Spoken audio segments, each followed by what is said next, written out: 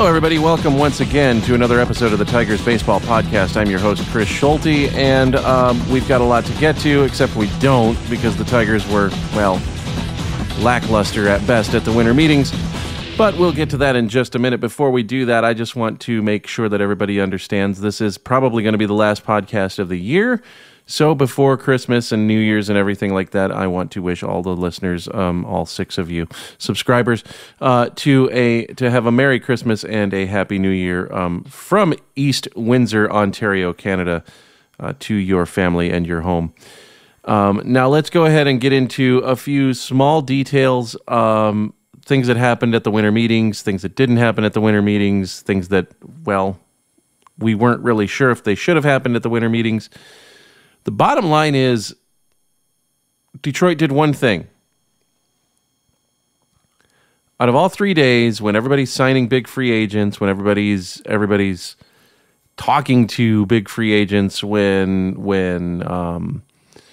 beat reporters are misspelling names on tweets, yeah, because that happened, Detroit did one thing. They made a trade. Well, actually, they did 2 things because they drafted a guy in the Rule 5 draft, which I'm not happy with. But I don't dislike the idea. I don't love the idea of who they drafted. So we'll get into all of that. The roster is set right now at 38. The 40-man roster right now has 38 players on it. The guy that they traded was Joe Jimenez, and it's interesting because I sort of wanted him to go, but in that same respect, he went to a team where they're going to make him a absolute superstar. And this is this is the problem that I have with trades, because usually when you trade somebody, at least when the Tigers have traded people, they've come back to haunt the Tigers in big ways. Most recently, Isaac Paredes last year with Tampa. And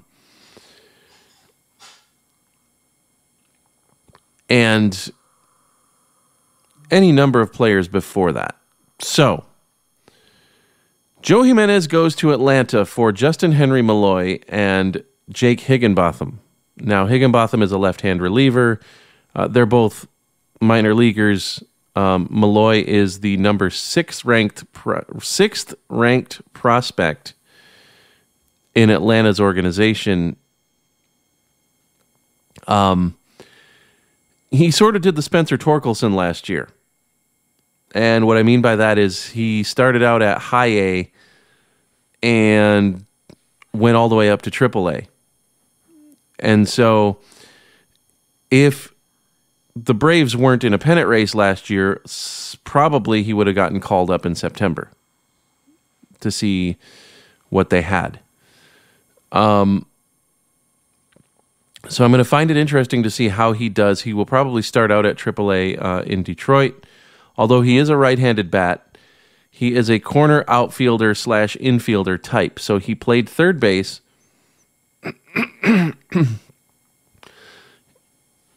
So he played third base, and when the Braves,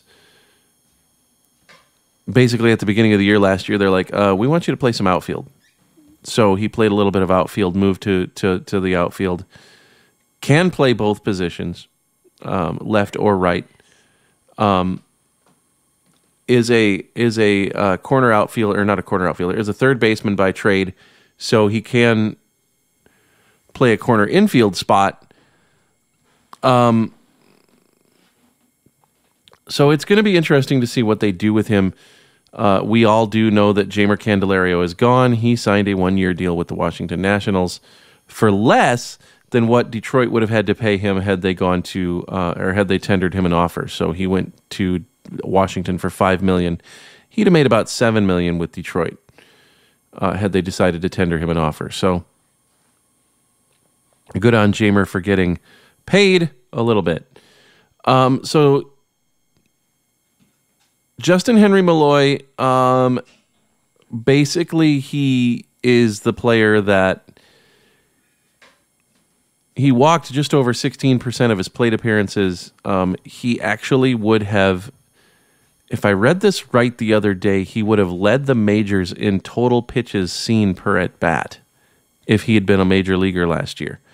So he's going to be, if everything pans out, he's going to be the type of hitter that the Tigers want. He's going to work an at-bat. He's going to work a count. He doesn't strike out much. He walks more than he strikes out, and that's a good thing. That's exactly what Detroit needs. I don't buy into some of the philosophies that reporters are saying, oh, the Tigers are going to build their offense around Justin Henry Malloy. No, you can't make that statement just yet. He hasn't done that much in the minors to allow you to make that statement. Now, Detroit is bad enough offensively that you could make that statement, but based on what he's done in the minors, no, you can't. If you want to base it on what the Tigers' performance last year and the year before that, I guess I could see it, but don't put that much pressure on this kid. Just don't. I understand fans of Detroit want a winning team. I understand the fans of Detroit want an offense like the good old days when we had Miguel Cabrera and Victor Martinez and J.D. Martinez and Johnny Peralta and Nick Castellanos and you know, we were just bombing the ball out of Comerica Park. I get it. But the kid's 22 years old, 23. Don't put that much pressure on him just yet.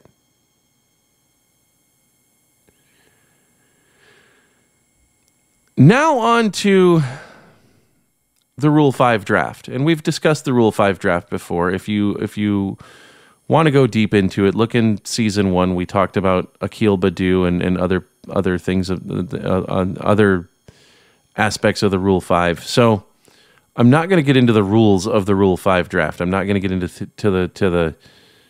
the technicalities of what has to happen.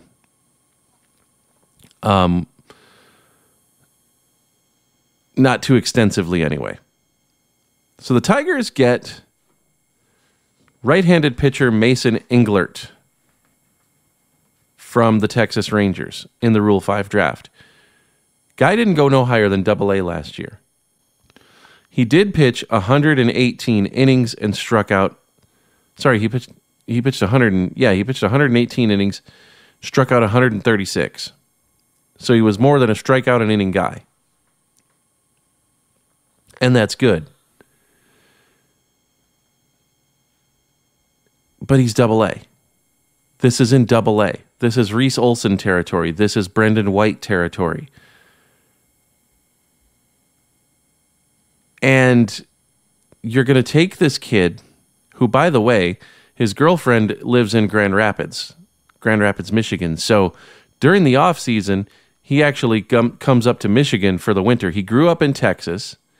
He set the Texas high school record for scoreless innings in a season. He threw 55 and a third scoreless innings in one season in high school. So the guy grew up in Texas and he chooses to winter in Michigan. That should tell you one thing about how crazy he is. All right, he doesn't necessarily have a bright bone in his body if he's wintering in Michigan and he grew up in Texas. Sorry, he just doesn't. If it was up to me, I would choose to live in Texas year-round. But hey, what do I know? I'm just a dude.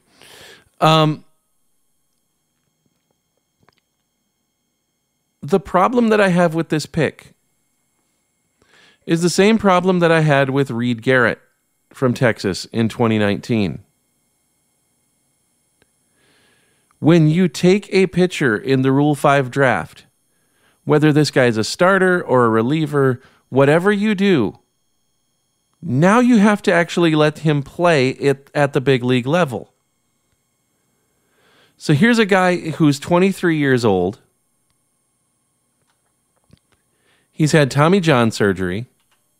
He hasn't pitched that much in minor league baseball. And you're going to tell him, okay, go out there and, there's this guy that's up there. His name is Carlos Correa. you need to strike him out. You need to get Nick Castellanos out. You need to get Aaron Judge. Yeah, that guy that just signed the $360 million contract, the guy that hit 62 home runs last year, the guy that's 6'7" in the batter's box. You need to get him out. Oh yeah, I understand that this is your first year in the majors and you haven't pitched above AA, but you still need to do that because that's what we need you to do. So you've got this guy who's 23.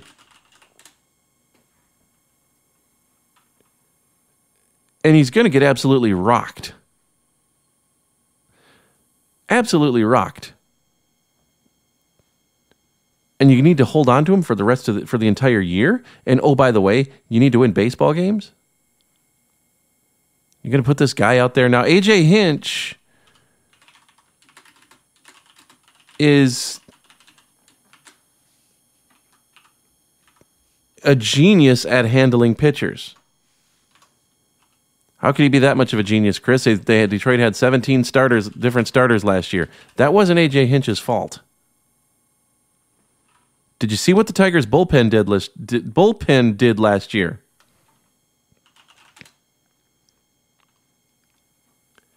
Despite all the problems, Detroit's bullpen finished 8th overall in the major leagues in performance. It was the 8th best bullpen in the majors, despite having all the problems that they had with the starting pitching. So yes, I think AJ Hinch can handle this guy. I just worry about what's going to happen to this guy after 2023. I just worry about whether or not Detroit can keep him on the roster for a year, for a full season, without having to send him down. And if they do that, then they got to offer him back to Texas for $50,000. So I don't like the pick because it's a pitcher. I don't like taking pitchers in the Rule 5 draft. Now, if we're drafting in the Rule 5 draft, then that means we weren't very good last year.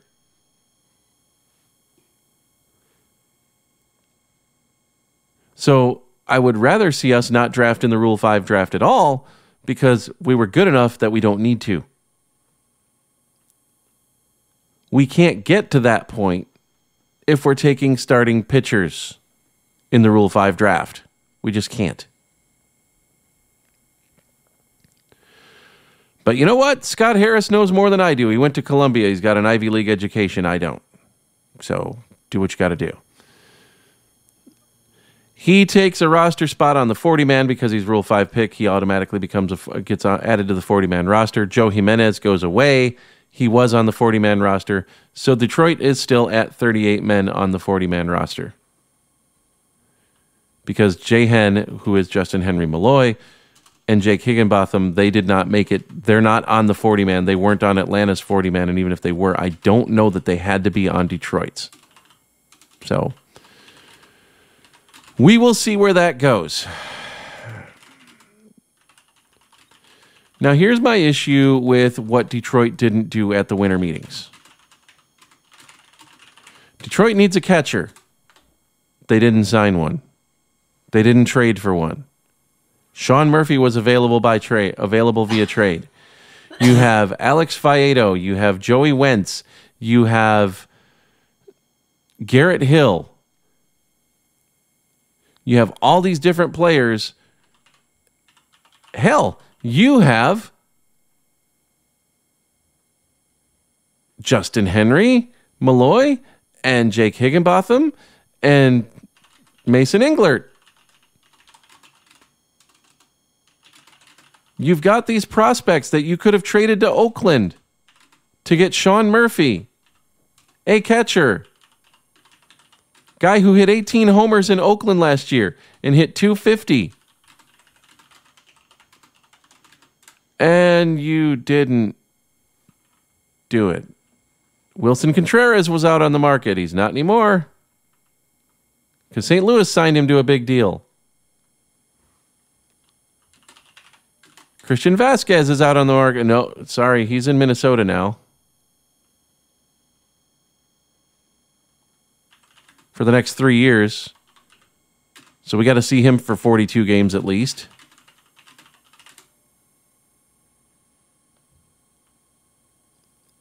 You had an opportunity to improve your team defensively at the most important defensive position on the field. And you didn't do it. Your starting catcher next year is going to be Eric Haas. Now, I like Eric Haas. I think he's a decent dude. I think he's a good player. I don't think he's starting catcher material. You don't know what you're going to get with Jake Rogers because you don't know how that elbow is going to do after Tommy John. Dylan Dingler is still learning. Dylan Dingler will probably be sent to the AAA to Toledo. He'll probably be on the AAA roster. He's not going to be on the 40-man. He's not going to be in Detroit as your opening day catcher. He's not ready yet. Josh Crouch hasn't caught a game above AA. He's not ready yet. So at the end of the day, you're telling me that your catching tandem in Detroit right now is going to be Jake Rogers, who hasn't been proven since 2021. Did well in 2021 until he got hurt. So it's going to be Jake Rogers and Eric Haas. Because you couldn't trade some of this amazing starting pitching that we have or this amazing relief corps that we have for a catcher. You can have all the starting pitching in the world. You can have the best bullpen in the world, but if you don't have somebody to catch it, if you don't have somebody to put down the signs, tell them what to throw, they ain't going to do nothing for you. I'm almost as upset about the catching situation as I was about the shortstop situation in 2021. Almost.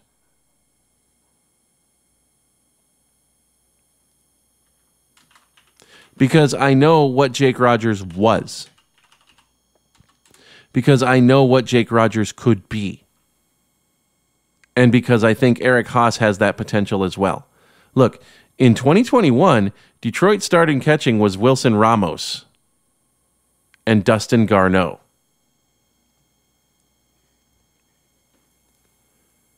Middle of the summer, Wilson Ramos is gone. Dustin Garneau is in Colorado. So Jake Rogers and Eric Haas have done this gig before. Rogers got hurt. I'm not saying it's not a bad thing. I'm not saying that these guys are bad catching. But when you don't know what you're going to get with Jake Rogers and Eric Haas hasn't caught a full season before, it makes me a little bit nervous. Kind of dropped the ball there, Scott. You should have shored that up. But you didn't. So it is what it is, I suppose.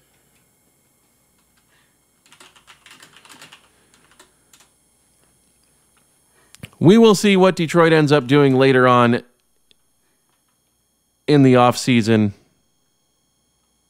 But I don't know if they're going to shore up their catching. I don't see them shoring up the infield, and I don't see them getting what they want in the outfield. They haven't gotten a left-handed hitting infielder. Jace Peterson was available. No, he's not. He signed with Colorado. Again, Detroit had an opportunity. They missed it. I can understand why he signed in Colorado, because it's a heck of a lot easier to hit homers in Colorado than it is to hit homers in Detroit.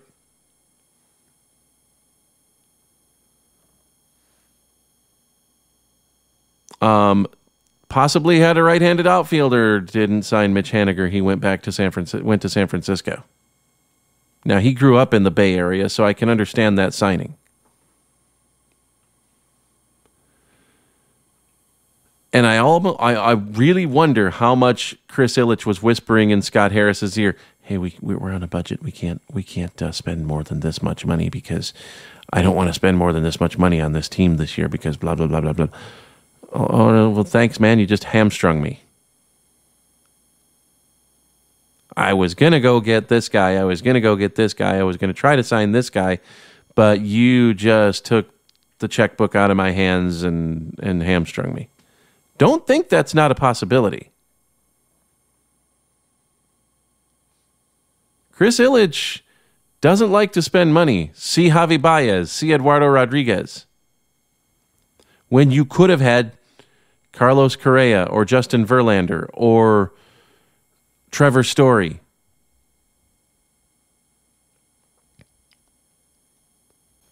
So from that standpoint, I wouldn't be surprised if that was the case. But we'll see. If you want to get in touch with the show, you can at Podcast Tigers on Twitter. You can also email us, tigersbaseballpodcast@gmail.com. It's the world's longest email address. I'm proud of it. My thanks to Anchor for distributing the podcast. Check out our YouTube channel, www.youtube.com/@TB Podcast.